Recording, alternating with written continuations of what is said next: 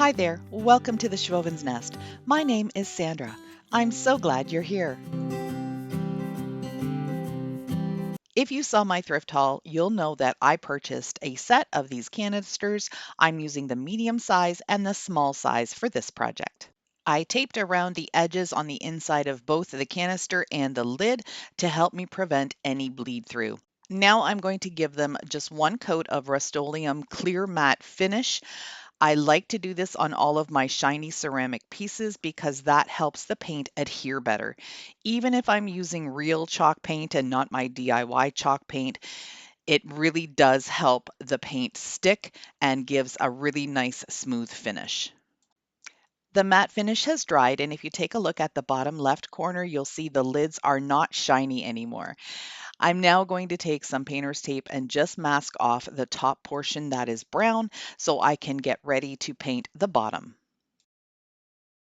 The paint I've decided to use for the bottom is Folk Art Home Decor chalk paint in the color Parisian gray. I just get this at Michael's and it's not that expensive, but I love it because it is a one coat coverage. So you can see how beautifully it's going on. I'm also using a really soft brush to minimize the brush strokes. I'm also using my turntable, which I always forget to bring out, but this time I remembered. It's just going to make painting this round surface so much easier. I'm going with a modern farmhouse look for these canisters, so I'm doing the lids black. And I'm just using my own DIY homemade chalk paint for this in black, which is latex paint and talc.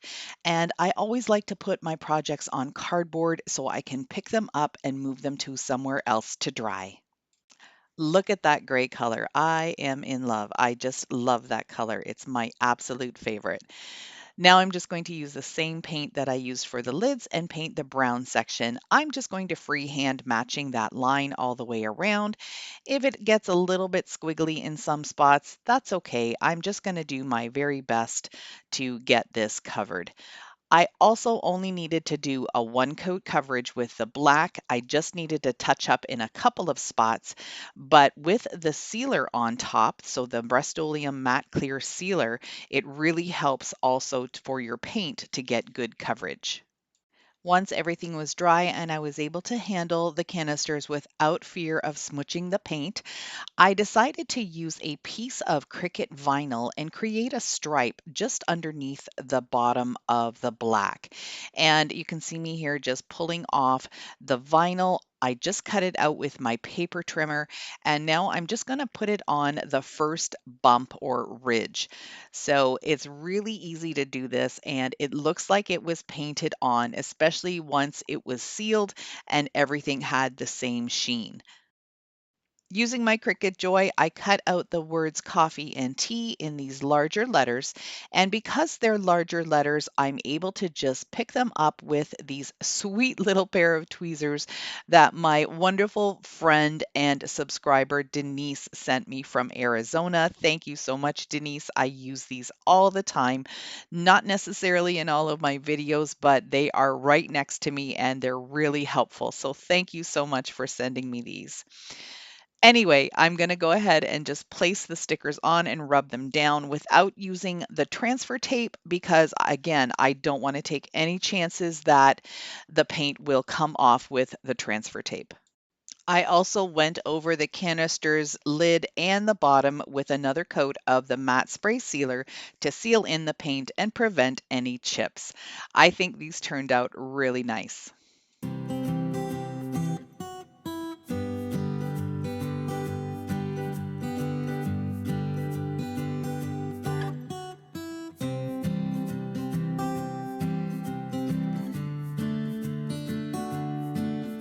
Thanks to all of my current subscribers who are supporting my channel. I truly appreciate each and every one of you. If you are new to my channel, welcome. I am really glad that you're here. If you like what you see, I would love it if you could hit that red button too. I have had this styrofoam pear in my stash for a really long time. It has been used for the fall multiple times over. It's been painted multiple times over, and now it's getting another update. I'm using some painter's tape just to mark off sort of the bottom third or so of the pear, making sure that as I do it, it kind of gets as straight as possible all the way around. Although that was kind of difficult because of how the pear sits when it is flat on the ground. It can see here that it's got a really steep angle. So I did my best. As you can see from this clip, I had already painted the top of the pear black, and now I'm going to be working on the bottom. I'm using a chip brush and my walnut gel stain by Americana, and I am putting a faux wood grain finish on the bottom of this pear. Now, normally I do that with a white base, but because this was just an off white base, it worked fine as well. I come up from the bottom and go down from the top, and the chip brush allows me to put all of these beautiful lines in it to make it look like wood grain. The trick to this is to not press too hard with your glaze or your stain that you're using. You have to just go really lightly and pull it down until you get a little peak of that lighter color showing through. Once the stain had a chance to dry a little bit, I went over it very lightly one more time just to deepen up the color a little bit. I wanted it to be a true dark walnut. And so now I'm just taking the same brush and just dragging it over very lightly just to deepen up the color, but still retain the wood grain effect. This is a small piece of scrap wood that came from the Dollar Tree. You know, those wood planks that they have in a pack of 5 or 6. I drew out a leaf shape, and what I'm doing with my miter shears is just giving it a squeeze all the way around to get somewhat of the shape. Now, it doesn't cut through all the way with my miter shears, so I'm going to be working on this a few times. I go over it once and then I go back and I squeeze again, and then I found out that if I just put the wood more at the tip of the miter shears, I was able to trim it a lot easier. Once I had that all cut out, I did sand the edges a little bit, but I didn't mind the little wonky edges on it. And now I'm just using some of these wood carving tools from the Dollar Tree. I'm using the V shape to just kind of cut out a little bit of some lines to mimic the lines that you see in leaves. Now, this turned out okay on this side, but then when I tried doing it on the other side, I was going against the wood grain, and it literally just pulled off chunks of the first couple of layers of wood. So then I decided to go with it, and I just kind of dug out all of the little pieces and created a leaf shape inside a leaf shape. You'll see what I mean in a second here when I go ahead and stain it. I'm using the same gel stain in walnut, and I'm just going to brush it over lightly to give it a nice stained look. Not as dark as the bottom of the pear, but you can see that it's going to bring out all of the little cut marks that I made earlier.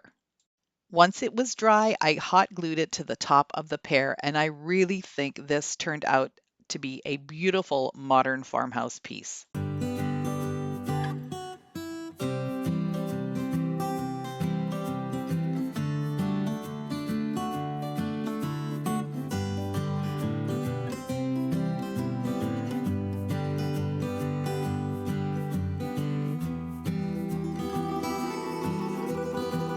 This is another item that I picked up during my thrifting days, and it was part of my haul. I guess it's a cork saving container. That's what it would be, but I'm going to change it up a bit. I'm going to be using some of these wooden dowels that are square. I get them at Dollarama to make a stand for this bin. This wood is fairly easy to cut, so I'm just going to use my miter box. Check this one out. It's really old. I brought it home from my cottage. It has been there for a really long time. I'm pretty sure my stepdad had it for a bit, but it has these little vices on either end that give you the ability to secure your piece in place so you don't have to hang on to it so much. So all I really have to do is hang on to the box itself while I'm cutting, and I don't have to worry about losing my cutting spot on the actual dowel. This miter box has been a lifesaver for me, and if I can find one similar, I'll link it down in the description box. I've cut the pieces into this type of shape. It could be a cross or a plus sign, whatever you want to call it, even an X. And I'm going to use my Weld Bond glue to glue them all together. And then I'll set it aside to dry. I decided to add a little wood square to the bottom of the keg or the bucket or the bin, whatever you want to call it, just to make it easier for me to glue it to the wood. So I wanted wood to glue to wood and not metal to glue to wood because sometimes that can be a little funky and it might not hold. So again, just using my Weld Bond glue, and then I'm just going to put a paint bottle on top of it to let it dry. Now that the X is dry, I can go ahead and glue the legs on. What I'm doing here is measuring out 1.5 inches from the top. That's how I want the little pieces of wood to stick up onto the little bin.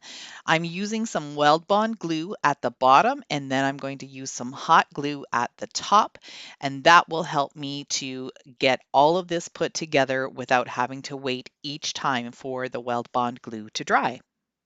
I'm going to do the same thing to apply the other 3 legs to the base using the Weld Bond glue and the hot glue, and again holding it in place until it's set. I'm using another Americana Gel Stain. This one is in the color Maple. I've got it in a little bowl and I have a little bit of water there too. So I dip my brush in the water first and then into the stain. That just makes the stain a little bit easier to put on and it doesn't go on quite as thick. This also prevents me from having to rub it all down, and that to me is just wasting stain. If I have to put it on and wipe it off, then I'm just getting a whole bunch of my stain in my rag. So this way I can kind of make my stain go a little bit further. So now I'm going to be working on this little container. You can see here that the lid is now gone. I had my son help me. He's an electrician and he had an electric bandsaw and he was able to cut through that pretty much like butter. So I was really lucky to be able to get that lid off. Otherwise, it would still be on. There's no way I'd be able to get that off myself. So now I'm just taking some of my white DIY chalk paint and I'm going to give this a couple of good coats and get a nice solid white on there. I'm just going to use my blow dryer in between to speed up the process. And then I'm going to be adding some more of that maple stain and making this look like a wood label on top of this. And it turns out really great. I'm using the same technique that I used on the pear, but this time I'm using a really tiny fan brush. And this was a really rough bristle brush and it works really well. I just needed to have something a little smaller for some more control because I'm working in a smaller area. I just went around the edges with another brush just to make sure that I got nice and close into all of the edges. And then I went over the stain with the fan brush just to rough it up and give it that wood grain look. I glued the bin to the stand just using my Weld Bond glue again and set it aside to dry for a good couple of hours. Now I'm just taking a regular permanent marker in a silver color, and I figured this is probably going to be used as a planter, so I'm just going to put the word grow in, and I'm going to go over it a few times with the marker.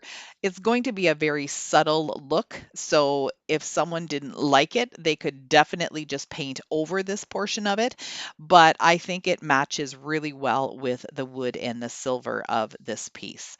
I love how it turned out.